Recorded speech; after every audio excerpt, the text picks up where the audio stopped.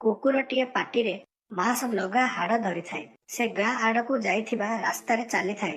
ଆରାମରେ ଲାଞ୍ଜଟିକୁ ହଲାଇ ହଲାଇ ଗୀତ ଗାଇ ବାଟ ଚାଲୁଥାଏ। ସେହି ବାଟରେ ଝରଣାଟିଏ ପଡ଼ିଲା। କିନ୍ତୁ ଝରଣା ପାରିଯିବାକୁ କୌଣସି ରାସ୍ତା ନଥାଏ। ସେଥିପାଇଁ ଲୋକେ ଝରଣା ପାରିଯିବା ପାଇଁ ତା ଉପରେ କାଠ ଗଡ଼ଟିଏ ପକାଇଥାନ୍ତି।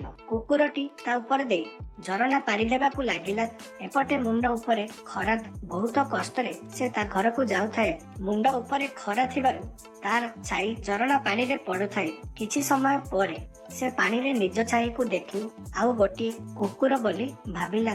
ଛାଇ କୁକୁରର ପାଟିରେ ଖଣ୍ଡେ ମାଂସଲଗା ହାଡ଼ ଥିବା ପରି ସେ ଦେଖିଲା। ତାକୁ ଦେଖି କୁକୁରର ଲୋଭ ଆସିଗଲା।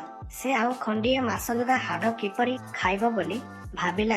ଏହାପରେ ହଠାତ୍ ସେ ବୋ ବୋ କହି ଛାଇ ହାଡ଼କୁ ଭୁକିବାକୁ ଲାଗିଲା। ସେ ଭୁଲି ଯାଇଥିଲା ଯେ ତା ପାଟିରେ ଗୋଟିଏ ମାଂସଲଗା ହାଡ଼ ଅଛି।